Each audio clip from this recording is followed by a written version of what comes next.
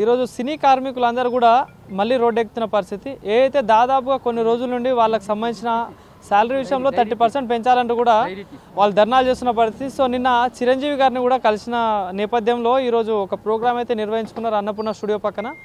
So electrical department సంబంధించిన వ్యక్తి అయితే మనతో పాటు ఉన్నారు, మాట్లాడదాం. అంటే ఏంటి మీకు ఏదైతే సినీ కార్మికులకు సంబంధించిన సమస్యలు చాలా ఉన్నాయంటూ కూడా కొన్ని రోజుల నుండి మీరు ధర్నాలు చేస్తున్న పరిస్థితి. సో ఏంటి మరి దాని మీద ఎలా కొలిక్కి వచ్చే ఛాన్స్ ఉందా? నమస్తే అండి, నేను లైట్ మ్యాన్ 1989లో వచ్చాను ఇండస్ట్రీకి. 37 సంవత్సరాల అనుభవం ఉంది. నేను వచ్చినప్పుడు 30 రూపీస్ ఉండేదండి, ఈరోజు 1400 వరకు ఎదిగాను. అది సినీ ప్రొడ్యూసర్ల వల్లే. ఫస్ట్ సినీ సమస్యలు తీర్చే దేవుళ్ళు మీరే, అదే సినీ నిర్మాతలు.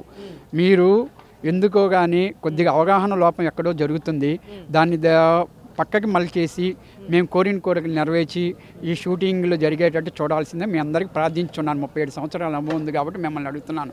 నేను 1989లో వచ్చినప్పుడు అందరితో పనిచేశానండి. ఎన్టీ రామారావు గారు, అక్కినేని నాగేశ్వరరావు గారు వాళ్ళందరితో పనిచేశాను. ఇప్పుడు మళ్ళీ చిరంజీవి గారు, నాగార్జున, వెంకటేష్ అందరితో పనిచేశా, రామ్ చరణ్ అనేది. అయితే ఇప్పుడు ఏంటంటే అంతా వాళ్ళు పెంచుతూ ఉన్నారు జీతాలు, కానీ వర్కింగ్ కండిషన్స్ 4 పెట్టారండి. ఆ 4 ఏంటంటే 9 to 9 కాల్ షీట్ అన్నారండి. అది మేము ఒప్పుకోవట్లేదండి. ఎందుకు ఒప్పుకోమంటే 9 to 9 కాల్ షీట్ అంటే లైట్ మ్యాన్ అనేవాడు 9 to 9 కాల్ షీట్ లేదండి. మార్నింగ్ 4కి లెగవాల్సిందే, కాలకృత్యాలు తీర్చుకోవాల్సిందే. 5 గంటలకల్లా మాకు ఒక మేనేజ్మెంట్ ఉంటుందండి, ఒక ఆఫీసు. ఆ ఆఫీస్కి వెళ్ళాలి 6 గంటలకల్లా. అక్కడ ఉన్నప్పుడు మాకు మేనేజర్లు చెబుతారు, మీకు ఇక్కడ ఒక లొకేషన్ ఉంది, మీరు లొకేషన్కి వెళ్ళాలి, 7 గంటలకల్లా బయలుదేరమంటారండి. మేము బయలుదేరి వెళ్ళిపోతామండి. అక్కడికి వెళ్ళేలోపు 7 అయిద్దండి. అక్కడ ఎక్విప్మెంట్ దింపించుకొని టిఫిన్ అన్నీ చేసుకునేలోపు 8:30 అలా అవుతుందండి. షూటింగ్ స్టార్ట్ చేస్తారండి. స్టార్ట్ చేసినప్పుడు వాళ్ళు 6కి ప్యాకప్ చెబితే ఒకళ్ళు 6 కాల్ షీట్ అనుకోండి, 6కి ప్యాకప్ చెప్పంటే మళ్ళీ అవన్నీ ప్యాకప్ చేసుకునే లోపు 1 అవరు, మళ్ళీ 8 కల్లా మేనేజ్మెంట్ ఆఫీస్కి వచ్చి అక్కడి నుంచి ఇంటికి వెళ్ళాలంటే అప్పుడు 6 నుంచి 9 అవుతుందండి. అప్పుడు ఏంటంటే 6 కాల్ షీట్ అయితే, అదే 9 కాల్ షీట్ అయితే 12 అవర్స్ 12 అయిద్దండి. అంటే టోటల్గా 18 గంటలు పడుతుందండి. 18 గంటలు అంటే మీరు లెక్కేసుకోండి సార్, మనిషికి 100 రూపాయలు, గంటకు 100 రూపాయలు పడుతుందండి. ఈ 100 రూపాయలు ఏ కార్మికుడైనా సరే వస్తుందండి. బయట ఒక్కొక్క కార్మికుడు, ఏ కార్మికుడైనా నేను విమర్శించను, ఒక్కొక్క కార్మికుడు 100 నుంచి 1000 రూపాయలు కూడా సంపాదిస్తాడండి కార్మికుడు. కానీ మేము ఇదే నమ్ముకున్నాం, దీన్నే నమ్ముకున్నా, ఎక్కడికి వెళ్ళలేము, ఎప్పుడో చేస్తున్నాము. దీన్ని పక్కకి వెళ్ళటానికి మాకు మనసు ఒప్పదండి. ఏదో సినిమా అభిమానంతో వచ్చాము, ఎక్కడే స్థిరంగా నిలిచిపోయాము. మీ దయ వల్లే మా పిల్లల్ని చదివించుకుంటున్నాము, పెద్దవాళ్ళని చేసుకున్నాము. ఎందుకంటే ఇప్పుడు ఎక్కడో ఒకప్పుడు ఏంటంటే ప్రొడ్యూసర్లు లొకేషన్లో ఉండేవాళ్ళండి. ఆ లొకేషన్లో ఇప్పుడు ఎవరు ఉంటారు? చిన్న ప్రొడ్యూసర్లు కానీ పెద్ద ప్రొడ్యూసర్లు లొకేషన్లో ఉండేవాళ్ళు. పెద్ద ప్రొడ్యూసర్లకైతే వాళ్ళ తమ్ముళ్ళు, మోహన్ బాబు గారికి అనుకోండి, కృష్ణ గారు చూసుకునేవాళ్ళు. దేవి ఫిలిం ప్రొడక్షన్, దేవి ప్రసాద్ గారు, బాబ్జీ గారు వాళ్ళ తమ్ముడు, కేఎస్ రామారావు గారికి వాళ్ళ తమ్ముడు బెనర్జీ గారు చూసుకునేవాళ్ళు. మళ్ళీ ఇప్పుడు చిరంజీవి గారి సినిమాలకి అందరికీ అల్లు అరవింద్ గారు కానీ మళ్ళీ బాబు అన్న ఉండేవాళ్ళు, బాబు గారు వాళ్ళు చూసుకునేవాళ్ళు.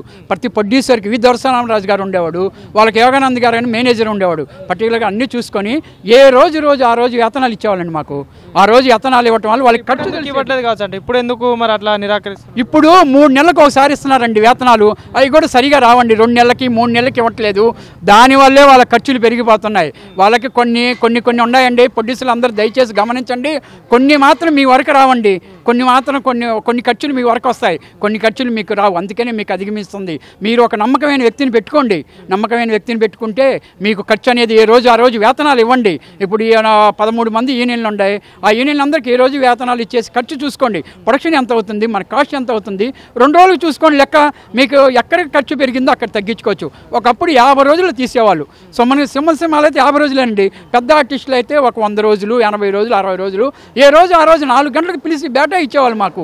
ఏ రోజు ఆ రోజు వాళ్ళకి లెక్క వెళ్ళిపోయేది. ఓహో ఈరోజు మనకి లెక్క పెరిగింది, ఎక్కడ పెరిగింది అనేసి 2వ రోజు తగ్గించుకోవడం జరిగేది. కానీ వీళ్ళు మాత్రం ఇప్పుడు ప్రొడ్యూసర్లు తెలియకుండా, లొకేషన్లో రాకుండా ఒక ఏదో ఎక్కడో సాట ఎగ్జిక్యూటివ్ ప్రొడ్యూసర్లు ఎవరో ఒకరు చూసుకుంటూ ఉంటారు. వాళ్ళేమో ఏ రోజు వేతనం ఇవ్వరు, 2 నెలలకి 3 నెలలకి ఇస్తారు.